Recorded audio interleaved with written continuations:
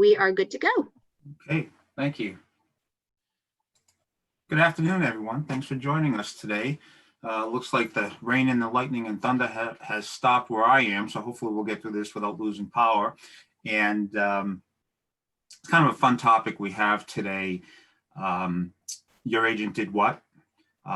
Which is slightly better than having you say, my agent did what? So we want to talk a little bit about some of those relationships, how to better manage them, what are the pitfalls, what are the insurance and other liability issues related to the broker's relationship and management of their agents. And I'm really happy to have Jerry with us today. I've known Jerry, it's been 4 or 5 years maybe. And not only is he an outstanding broker owner, but as an attorney, I think he understands some of the different implications, or at least from different angles, that come into the risk part of running a brokerage. So very, very pleased to have Jerry with us today. And Jerry, thank you for joining us. My pleasure. Okay. So, we want to learn a few things today about what are the liabilities, what are the responsibilities, what are you legally required to do? It's surprising. We've learned what some of those answers are and what you're legally not required to do, but maybe should be doing anyway.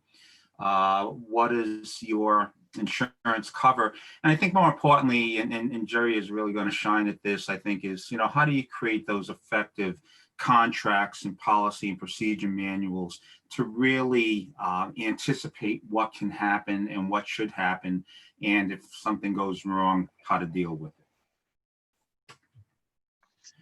So everyone knows about E&O, and I'm not going to talk about that for too long today, but your E&O insurance and even your general liability insurance policies, those are contracts, and they cover things, they exclude things, they have certain requirements, okay? A lot of times those will intersect with the normal day-to-day activities of a real estate brokerage. A lot of times they don't. So to assume that an insurance policy covers everything is really an incorrect assumption. Because there's a lot of things that go on in the broker agent world that really have nothing to do with insurance. And that's where it gets a little dicey, I think. And that's where the importance of those policy and procedure manuals becomes so critical to success. So the E&O covers your professional services, what you do on a contractual basis, your agreements, your ethical responsibilities, and so on. Whereas your general liability policies provide protection against injury and property damage that you might incur to other people or to their property. And there's a lot of exclusions with these policies, including some policies that will exclude independent contractors, which is a real problem if you're a broker and have a policy that excludes independent contractors. We'll talk a little bit about care, custody, and control, designated premises, open houses, but these are big things here that can be traps as you go about your day-to-day work. We'll talk a little bit about cybercrime as well, especially during the age of COVID, where cybercrime is just blowing up exponentially. But these are the things that insurance covers. And I think if you look at this brief list here, you say, well, we do a lot more than that. And that's exactly right. There's a lot more that you do that goes beyond the insurance coverage. But for any insurance policy to apply, the broker has to give permission for the agent to do whatever they're going to do. Otherwise, coverage can be denied. So there's actual language in the insurance policies, especially in the E&O policies, that says in order for coverage to apply, the agent or employee has to be acting with the authority of and on behalf of the named insured, the company name or the broker owner. So think about that. They have to be acting with your authority and with your knowledge and for you. No rogue property management activities. No, things that you're not comfortable with. Whether it's a skill competency, geographic competency, the agent has to do what you have authorized them to do. If a claim arises for an act that you did not authorize and weren't giving the agent to authority to act with your name, your corporate name, and so on, the insurance company can deny coverage if there's a claim. In fact, the owner of the policy can deny coverage to that agent as well. So the insurance company can perhaps cover the brokerage, the named insured, but exclude coverage for the agent. Now, I want you to think about what a huge mess that would be. If there was a claim, a lawsuit against your brokerage and one of your agents, and we're talking about coverage being denied. That's not what you want to happen. The whole purpose of this discussion, I think, is prevention. And one of the things that you can do most certainly to act in a preventative manner is to make sure everyone is acting with the authority of and on behalf of the brokerage. And this includes marketing and advertising in compliance with privacy laws. Jerry, I think we talked about this a little bit before we went live here about some of the marketing and advertising issues here. Yeah, do you want to take a quick run with it? What I've seen a lot from my brokerage, and I find, oh, sure. So a lot of the main issues on social media come down to when a lot of agents actually don't hold themselves out as being part of a brokerage, and they hold themselves out as individual realtors without saying they're part of my company, Next Home Signature Realty, or ABC Realty. They just say Joe Schmo Realtor, and then they advertise a property. They need to have your individual logo, or at least hold themselves out as part of your brokerage. That's where a lot of those actual violations come into play when it comes to social media. That's where you need to focus with your agents to make sure they understand if they're going to be using social media as a tool, they need to be in compliance with what you're requiring. And you should have this, again, we'll go into it a little bit later, into your policy and procedures manual, things like that. Yeah. The social media is just a huge risk and trap in so many ways, but it goes beyond that. I think it goes, into the representation of properties, for example, and even privacy laws. If drones are being used, are they being used within the guidelines of the FAA, for example?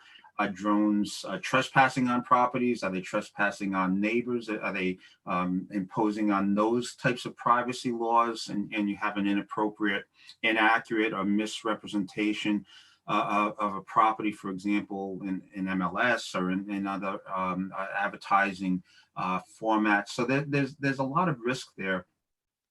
But something came across my desk just a few days ago. And I don't know if everyone has seen it yet, but there's some changes or proposed changes. I think they're actually real into the NAR Code of Ethics that talk about the agent. I assume covered brokerage. Anyone using the realtor designation having a much bigger burden now and can be disciplined for things that they say on social media as a private citizen. Okay, so that burden of professionalism and accuracy and truth in marketing, so to speak, truth in advertising, has now been broadened and expanded into your personal life and what you can say politically, socially, or whatever on your own private social media. Jerry, I think that's going to open up a huge opportunity for lawsuits and questioning how this can be really done and even enforced by the NAR. Yeah, I think this is kind of a good time for all you and your agents to kind of come together and see what you shouldn't be saying, what you should be saying on social media. I think it's kind of is good for us now to kind of have the discussion with our agents of how are they acting on social media, what is NAR saying, where should you go with this, and how should you make sure that you're in compliance. I think this is kind of a good topic of discussion that we can now have with all of our agents as part of a training tool. Yeah. You know, one of the things that is unique about the realtor profession is the independent contractor status of the agents. And NAR has fought fiercely to protect this. So it's interesting that they're imposing, you know, actions or guidelines, I should say, that kind of infringe in some ways, you know, to whatever degree, on people's ability to remain independent. You know, now that your personal life has some monitoring to it as well, that your broker is responsible to handle. And I think that's that's going to be very interesting how that plays out over the next several months. And by the way, things like personal injury, libel, slander, probably not covered under your insurance. So if you're going to say something, you know, you have to be, or if your agent's going to be saying something on your behalf, you have to be really careful what is said, because there's a good chance you're going to have to manage that on your own without the benefit of insurance. So what are the things that are almost always excluded in insurance and therefore take on special importance in that policy and procedure manual or that ICA? Exclusions include commission disputes between agents and brokers. Okay, so if there's an argument about who owes who what, and it escalates into some type of legal action, there's no coverage under the insurance there. External fraud, collusion with an appraiser, a lender, another agent, property owners that puts you at an advantage or puts an agent at an advantage and puts someone else at a disadvantage, that would not be covered under insurance. Looking back to the big meltdown, 2007 and 2008, there was an awful lot of this going on, quite frankly. So that's something that's not covered under the E&O. And similarly, fraud from the inside, employee dishonesty, theft of money, embezzlement, and so on. Those are not things that are covered under E&O either. And they very much happen in real estate firms. Don't think that because it's a small office or you have independent contractors and everybody's working remotely or whatever it is, a trusted admin, someone to manage payroll and commission payments, that stuff happens inside insurance, inside real estate firms as well. Now, what about professional services that you don't either allow or don't have coverage under your policy? You shouldn't assume that, for example, things like property management are automatically covered because they may not be in your policy. Certain types of commercial work and commercial property management, agent-owned property sales, those kind of things are very iffy about coverage. They also require a certain parameter for the agent to make sure that they're done, first of all, legally and properly, but also if they are covered in the insurance, what those conditions are, and that those conditions are met to enable insurance coverage. You might wonder why I put unauthorized tax or legal advice there, because there's a fine line. And Jerry, you can talk about this, I hope, a little bit too. There's a fine line between helpful knowledge, being knowledgeable, being supportive, providing information, and crossing that line into providing tax advice or legal advice. And we still see a lot of claims there, but we especially see a lot of claims, unauthorized tax legal advice when it comes to foreclosures, REO sales, you know, those kind of things where the agent is trying to be too helpful or too smart and is crossing the line into providing licensed advice, so to speak, that they're not eligible to do. And not everyone's a lawyer like Jerry is. Well, this is also a fine line I have to run, personal experience wise, because of the fact that I am an attorney. I have to make it very clear to my clients that everything that I'm doing is acting in the realtor capacity. I'm not acting in an attorney capacity. So I make it very clear. I've actually removed the Esquire from my email, so people don't think that I'm representing them in any way as an attorney. So I made it clear to all my agents, and as well as everyone should, that you're representing a certain way. You're not going to give them tax advice. You're not going to give them mortgage advice. That's different types of licenses. And I'm not going to give them legal advice. I'm not going to do the purchase and sale agreement. I'm not going to tell them what to put into a purchase and sale agreement. What I'm responsible for is the offer to help them out with that and get them forward. But once an attorney takes over, they're the ones representing you, because I don't have liability coverage on the attorney side of things to actually represent them in that capacity. So there's a fine line you have to walk. You can definitely advise as a realtor, but you don't want to overstep that line of where am I going to go next? Yeah, yeah. And you know, we put this stuff up here because these are the problems that we see that need to be addressed in writing and formally before these kind of things happen. John, before we go to the next slide, another one to touch on, a lot of realtors I've run into are actually starting to take photos and become photographers. So that's another business that people are going into. So you need to make sure if your agent is going to go into that side business, that's laid out, that if they're doing it for your list, your other agents, things like that, it's entirely separate from your brokerage, they're not part of you doing it as a courtesy. Because John, I believe they would not be covered under this insurance because they should be having their own DBA, their own LLC. Even though they work for you as a realtor and they're taking photos for other potential people in your office, that's entirely separate and needs to be disclosed that way. Yeah, yeah, it's true. And especially if they're taking photos for other agents or brokerages besides the one that they're working for. One of the things that we see, and I didn't mention here, is discussions around deductibles. If there is a claim, who pays the deductible on the insurance? What's the portion that an agent might have to pay versus the brokerage?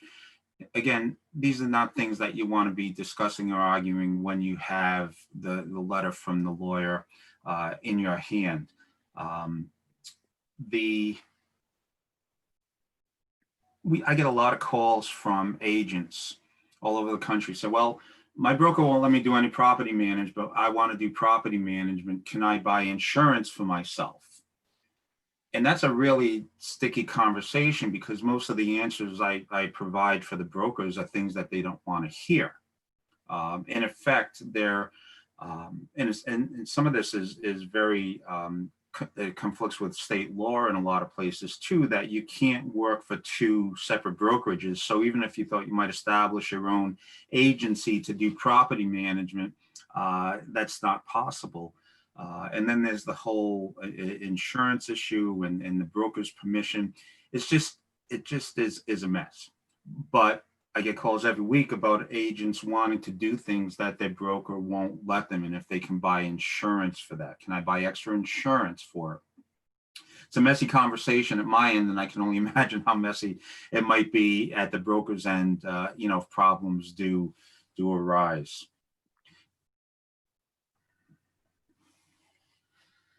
Don't sell homes without these things, right, Jerry? Correct. So let me touch base about the independent contractor agreements first.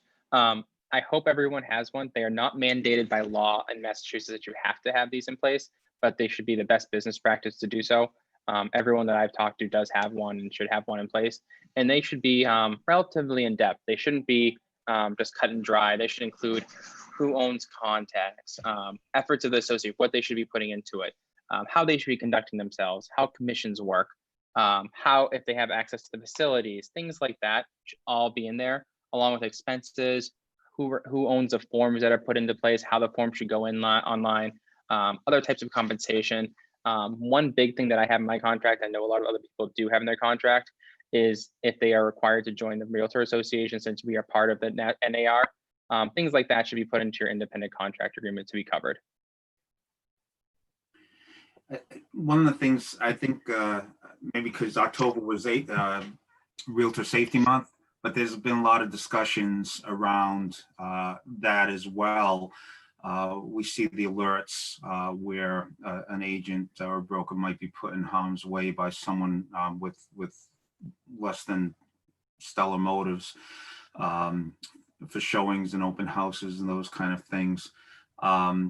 But who's responsible for agent safety? You know, if an agent does go to a property, go to a showing, Who's responsible for their safety? Should there be guidelines, Jerry, for example, in the policy and procedure manuals about how an agent conducts themselves and what the appropriate guidelines are, at least for that brokerage, for their own safety as well as client safety?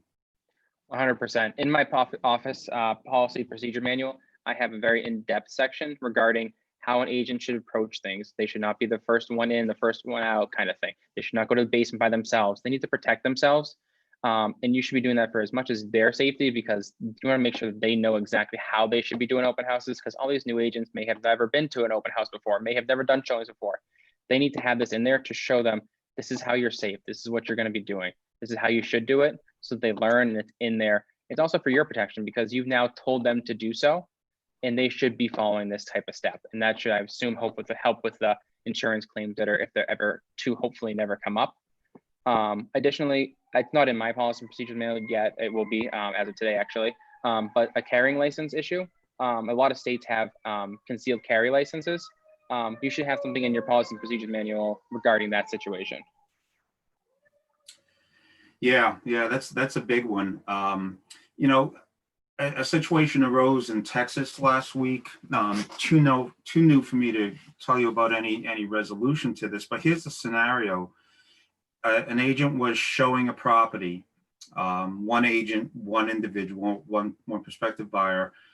They were in the home, and the prospective buyer asked the agent to go upstairs and walk around because they wanted to see how loud the house was and how noisy the house was. So the agent went upstairs and left the prospective buyer all alone downstairs. Well, guess what happened? The person, the buyer, started going through drawers, looking into private areas, poking around, opening things that they never should have had the opportunity to do. Now, it's unclear if anything was stolen, but if something was stolen by that prospective buyer, for example, if something was damaged, the agent is absolutely on the hook for that, and is going to lose whatever liability claim is brought against them because they left this client alone. But then it turned out that the homeowners had a camera, which is how all of this was discovered, and the prospective buyer was filmed without their knowledge. So we're expecting like numerous lawsuits here. One is, the potential theft of property. The other one is the agent not notifying the client that they were going to be filmed. Doesn't matter if the agent knew it or not. It's like saying you're supposed to know that the roof leaks, whether it doesn't or doesn't. And then any claim against the homeowner. So this is a real mess that resulted from a simple showing. Okay. And that's how complex these things can get, and how goofy, frankly, some of them can get, where you have multiple potential lawsuits over the fact that somebody was poking through some drawers because the agent left them by themselves.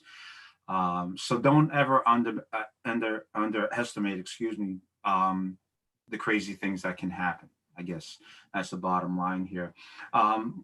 Couple more things, Jerry, if you don't mind, on this page. Yeah, also in the policy and procedures manual, I always put everything regarding disputes that were on the last slide or two. Any potential disputes with commission should be covered in the policy and procedures manual, specifically when it comes to agent. I like to put into mine who gets paid what if they were to cover an open house or to cover a showing and things like that, because most of the time agents can work things out between each other. But there are those times when agents say, well, you didn't actually pay me when you were supposed to. And then it comes down to me having to make the call of who gets paid what. If I have it in there and they can't work it out, then they know, let's just say, for example, they get $50 for covering an open house. At least it's in writing and it's covered. And that kind of falls between, I think, obviously insurance doesn't cover that, but at least that's kind of a staple where we don't have to worry about who's going to be paying what. It's a huge thing that you need to put in there. Yeah. We talked about courtesy showings, which That was my next point. Yep. Oh, okay. Well, go ahead then. You take it. Yeah, so I don't personally do a lot of courtesy showings. Me and John were talking about it. It's kind of a, I guess, a common thing in Massachusetts, but my company has never done it, where you're covering other showings for other independent brokers or things like that. Um, it's not covered by insurance, obviously, but it comes down to who has liability for anything that could happen on the property. And I guess, John, you could talk a little more about the insurance side of things, but you want to make sure your agents understand that they may not be covered. Yes, especially with open houses, Jerry. The concept of an open house is that the listing agent and the listing brokerage assumes care, custody, and control, legal care, custody, and control of that property during an open house. And we can just imagine all the implications of that. You know, whether it's COVID and contamination and sanitation of a property versus the physical safety and security of attendees, as well as the property itself. So you as the broker, having the listing broker, you're assuming care, custody, and control of that property. Let's say your agent at the last minute has childcare issues and can't man the open house. And they call Jerry, who is a friend, but a totally different brokerage, and say, "Hey, Jerry, I'm in a jam. You're in the same neighborhood. Do you mind overseeing this open house for me for a couple of hours? I can't be there." Jerry's a nice guy, and he says, "Sure." So Jerry goes to the open house. Somebody slips and falls down the cellar stairs and breaks their neck. Is there insurance coverage for any of that? No, because the broker had care, custody, and control of the property and relinquished that. Jerry doesn't have any insurance coverage because he's not the listing broker on the property. So one of the things that needs to be, I guess, taken from this is the obvious thing is that if you're the listing agent, anybody that is managing that property for an open house especially, or showing or otherwise taking care of it, is part of your brokerage, and that responsibility is not handed off to someone who's not associated with your brokerage. I would keep it. I would talk to your agents regarding the situation in case they can't cover it. They should feel comfortable enough to come to you or know to come to you, that if something happens childcare wise, that you may be able to cover it or someone else in the office can cover it. I know personally in my office, it's all been discussed that in case anything pops up, we're going to watch out for each other, things like that. So I would hope that you would tell your agents that they should go to someone who they know in the office and or yourself, so that something like this doesn't happen, because the worst case scenario is that someone slips and falls under your listing. And then, like you said, you got to call John and now you don't have any coverage. Jerry, you may talk about this when you get into the nitty gritty of the manuals themselves, but how do you deal with non-compliance? How do you deal with an agent who makes a mistake once versus an agent who continues to be a scofflaw, so to speak, to what your agency requirements and expectations are? So I actually have in my policy and procedures manual fines if my agents do not comply. As simple as not inputting. So I'm part of a franchise. Be to put in your data of open houses and or the buyer contracts. If they do not put them in there, they could find a simple fine. Now, things like that, you can kind of look past. If one person screws up one or two times, it happens. Excuse my language. But as you get into further things of not showing up to showings, failure to call clients back, people calling, complaining, saying that you've been rude to them. That's where I kind of have further issues of dealing with them not following what I treat them as a broker, how I taught them as a broker, excuse me. There are fines that I have that are kind of can be higher end. In second end, if they don't want to listen to me after 2 or 3 strikes, they're probably not going to be the right fit for my brokerage at that point. That's just kind of how I've seen things. But you have this spelled out in your everything in my policy and procedures manual has fines from failure to put in a $50 fine for failure to put into a contract for being late by 2 weeks to not getting paid until they upload the final purchase and sale agreement or settlement statement. And then failure to do so for 2 or 3 weeks because I have realtors calling and asking for checks and things like that. Everything's laid out in my policies and procedures manual, specifically to how much they get fined, what they get fined for. And then in my independent contractor agreement, I have reasons for termination. And that can be one of the reasons can be non-compliance with a various assortment of things. Super, thank you. I'll let you continue. Okay, cool. So non-disclosure versus Massachusetts consumer protection regulations. Under Massachusetts regulations, as you probably all know, a broker is asked, if a broker is asked a direct question, they have to answer it if they know the answer truthfully. They can't hide anything.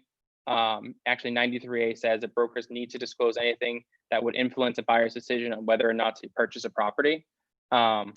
This is kind of where it gets into a little bit of a gray area of disclosure and things like that. The two things you definitely have to disclose are lead paint and then the septic system situation. If it's in good shape, what the repair is, and you have to pass a Title V certificate. Those are the two things that are definitely required. But then when you get into the kind of the gray area of what you need to disclose, it's kind of, I guess you could say,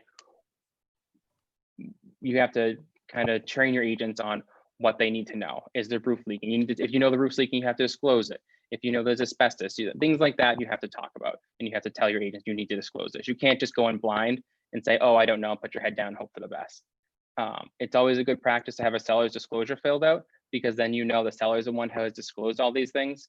Some agencies do them, some don't, but it's always a good practice to have those done, because now what you know, if they didn't disclose it to you, everything's on paper, you can give that to any potential buyer. I know a lot of folks have heard me say this before, Jerry, and you have as well, but 3 out of 4 E&O claims have to do with disclosure. So having that formalized through a seller's disclosure form, I think is just so important, because it really will allow the insurance company to defend you. Whereas without one, it's very difficult. It becomes a he said, she said kind of thing, very difficult to defend. So the new thing that's come out, obviously, the elephant in the room, COVID-19. That's the kind of the new big thing out there. How do you approach this? What should you be doing? What shouldn't you be doing? And the most important thing recently is to make sure that you're in compliance with this, because you do not want any claims insurance-wise against you for discrimination due to HIPAA laws, fair housing laws, stigmatized property. NAR actually recommends treating COVID-19 as a disability protected by Fair Housing Act, meaning that disclosure of individuals' diagnosis of COVID-19 without their consent may violate federal disability laws. So you kind of want to make sure that your guideline, all your agents know that they need to follow what NARS actually requires or recommends, I should say. And that's right on the NARS website if you need it. This is kind of a gray area because no one knows what to do right now because it's such a new novel topic. You can't discriminate. You have to make sure that people are accommodated. There's simple ways to accommodate. If your client may be sick and you don't want to disclose it, do a virtual tour for them. There's a lot of stuff that you can do without discriminating and without disclosing that can kind of help out your brokerage. Yeah. COVID, transmission of viruses, contamination of properties is something that's not covered under any type of insurance policy. Never was. It's not like they all pulled up the flag and left when COVID hit.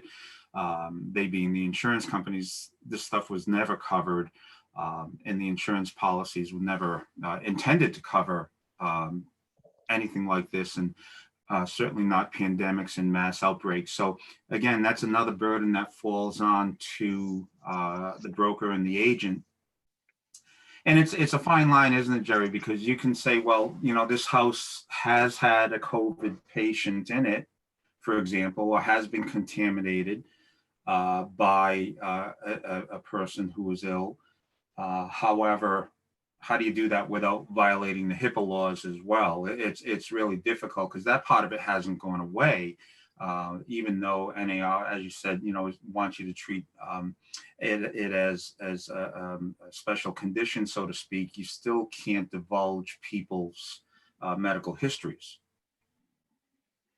Correct. You want to make sure that you follow the guidelines as best as you can, and make sure your agents understand that if there is a patient inside, maybe you can get permission from them to say, hey, I had in the past. And you just want to make sure you're covered, and again, get everything in writing. Make sure everything's in writing, so in case there's anything pops up down the road, John can cover you down the road with insurance. Now, wouldn't you also say that the procedures to keep a property as safe as possible would also need to be documented? Yeah. So I have, we've had put very clear protocols in place of how you need to act, what needs to be signed, what you should be doing, turning on the light switches so no one needs to touch light switches, make sure people's hands are in their pockets. Everyone, my agents open doors for anyone that goes in, no one touches anything in the place itself. There should be very specific protocol that you should have, maybe even add it into your manual of policies and procedures, because this isn't going away for the next few months at least, hopefully, sometime soon with these treatments coming out. But for the, I recommend putting it into your manuals, policies and procedures, so that people understand what you expect. And it should be a higher standard than most, not just let's have 100 people at an open house, everyone go through and hope for the best. It should be make sure your sellers are safe, as well as any buyers that you bring through an open house feel that they are safe as well.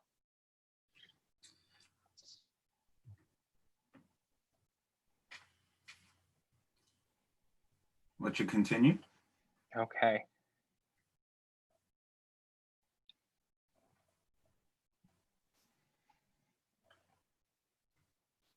So you need to make sure that your agents understand that they may have other businesses that are separate from this, a coffee shop, things like that. Like I talked about photography. A few agents that I know have done photography on the side.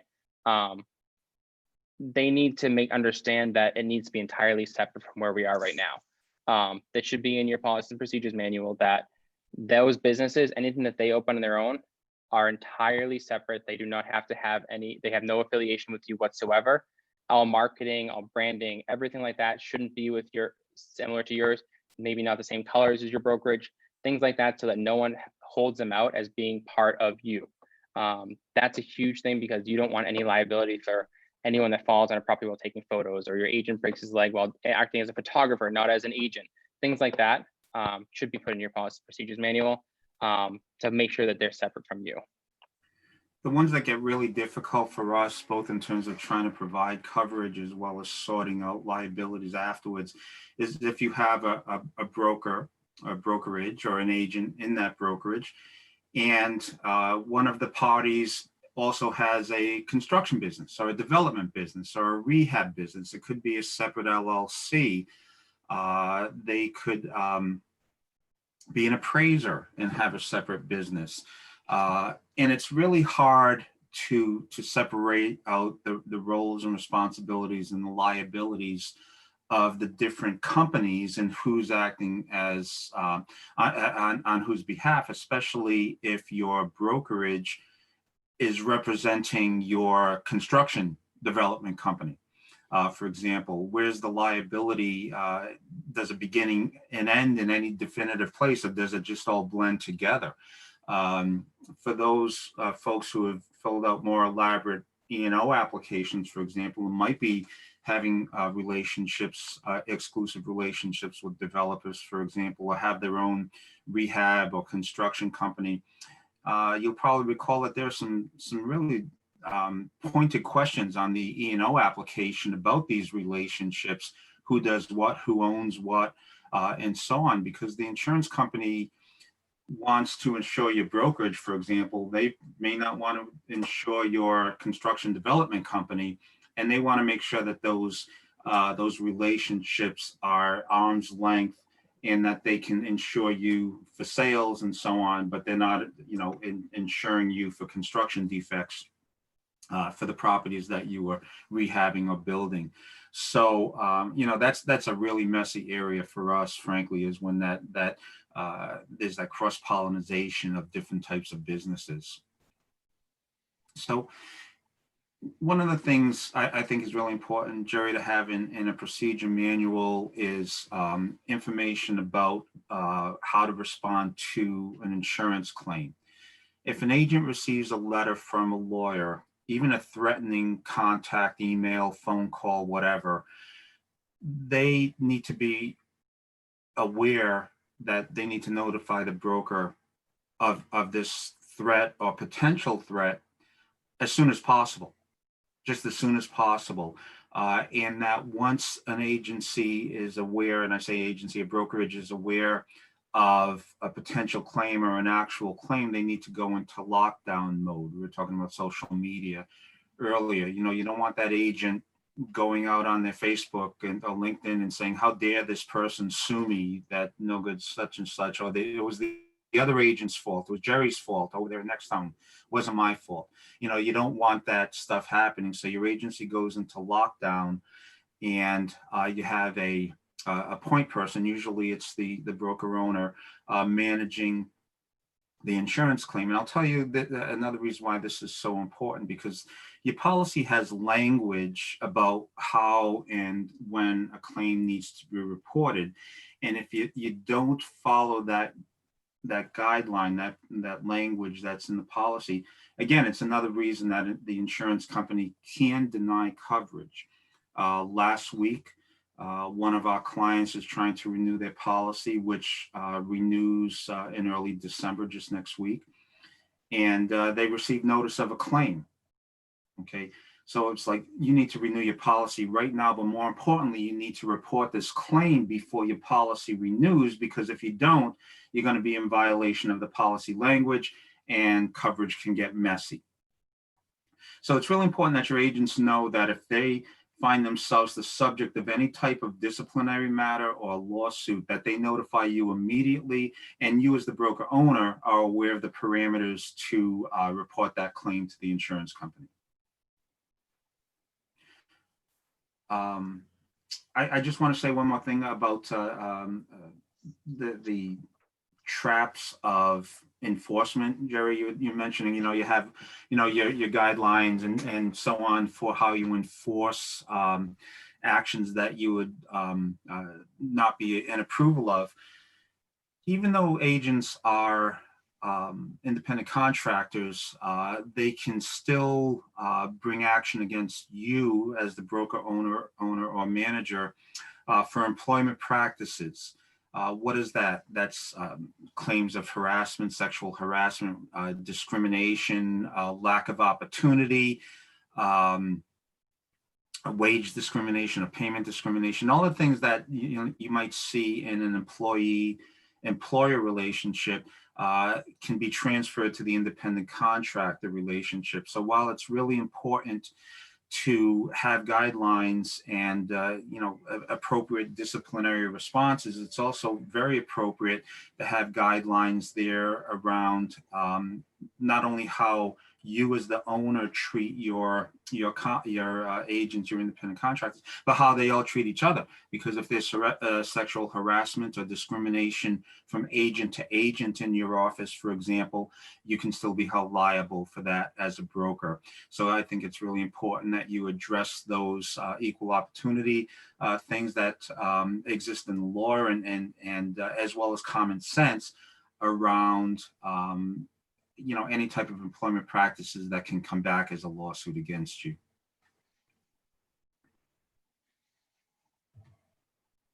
Oh, did we get everything, Jerry? Got everything. Do you want to talk a little bit more, because we have a little bit of time here, and I'm just checking to see if we have any questions. We have a couple of questions, but yeah, I saw James's question regarding photography. What I'm specifically talking about photography is if someone opens up their own shop to specifically take photos, not in the capacity of being an agent for you, that's where you have to draw the line. They can, most clients do hire us to actually take photos for them. Obviously, it's part of our packages at least for most agents. But if someone's acting as Joe Schmo photographer, not as Joe Schmo real estate agent, when they go into the house and taking photos and they're getting paid for it, that's a different situation where you need to say this is separate from you. You need to have your own policies and procedures. If you're an agent going through just taking iPhone photos, then I guess in that situation you are acting as a realtor at that point.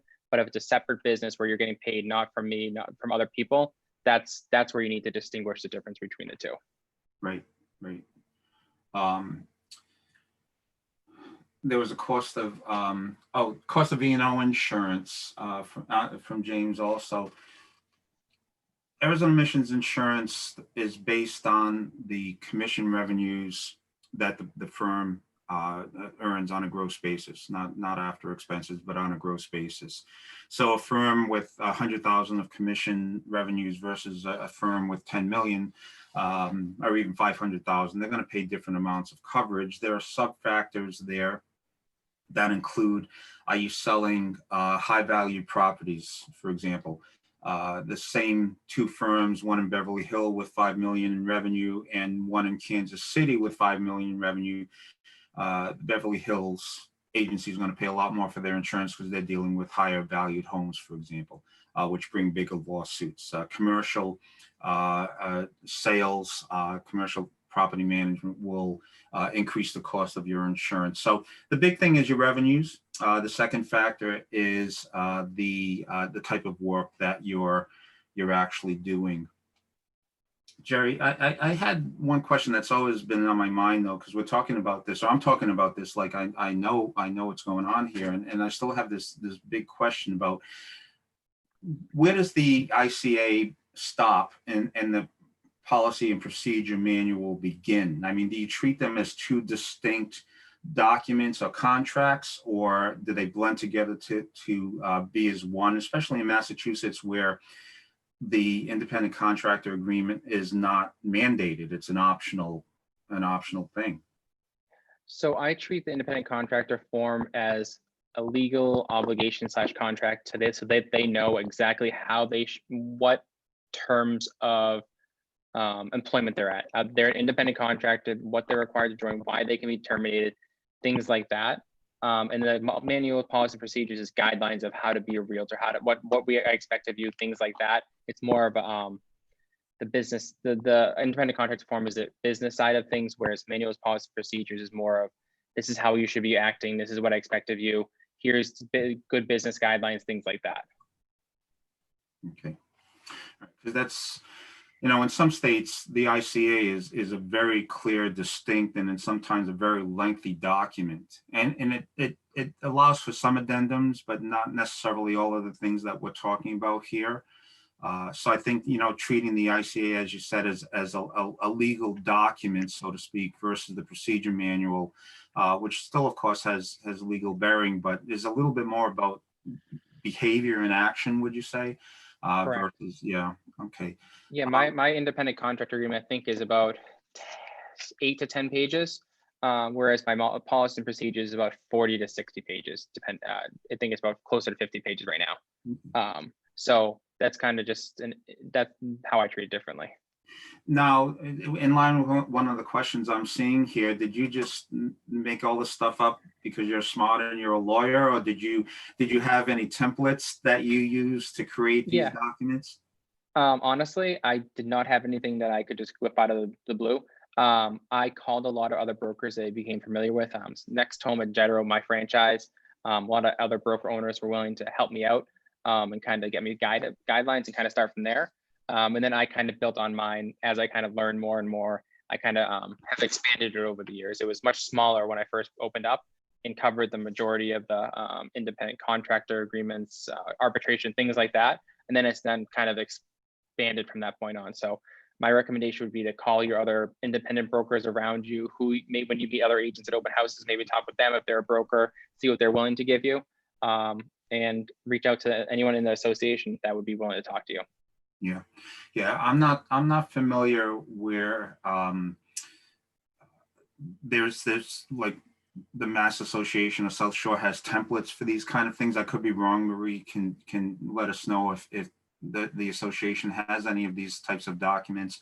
I think that looking at some of the things that other states require is a good idea as well, because you'll see some of that. I would suggest that absolutely whatever you create, you have it signed off by an attorney. I would also talk to your insurance people, frankly, not because we can take that role of an attorney, but as I mentioned, there are some things that come up all the time, questions about deductibles, questions about commissions, questions about open houses, and so on and so forth that, relate directly to the insurance and what's covered and what's not. And especially for those things that aren't covered, you want to make sure that they're addressed in that procedure manual as well, I think. I would highly recommend to whoever you make a contact with for your closing attorney. If you don't have anything, they likely will be able to help you out. Maybe even as a favor, they have some kind of templates there, and because they've worked in the real estate world before, they may have something for you that can help you out. Yeah. And many insurance companies have a legal hotline as well. And sometimes those attorneys who are manning the hotline may have some templates and guidance for you, and at least can review some of the documents that you're creating as well. I think the bottom line with this is that you need to have something, and something is better than nothing. Everyone who's ever heard me talk has heard me say that you need to give your lawyer something to defend you with. Okay, we talk about documentation and so on, about all of the other things that you do, but here's your documentation to defend you against something that your agent may take issue with, or something that your agent may carry out in the community that has a direct legal implication for you. So having this is again being able to give your attorney, God forbid you need one, but being able to give your attorney the tools that they need to defend you and to argue your case and protect you. So I don't know. Thank you. I appreciate that. If there are no more questions, I don't see any, we will let you carry on with your day. Please reach out to me. I think everyone knows how to reach me if you have any questions, or if we can help with any way. I know these slides will be available for everyone, so you'll be able to reach out to Jerry. I hope you won't mind that, Jerry. That's Of course. just a ton of knowledge here that you can share on a more specific basis with people. So thank you all for listening. We hope it was helpful to you. We wish everyone just a very happy and safe Thanksgiving. Take care of yourselves. Happy Thanksgiving.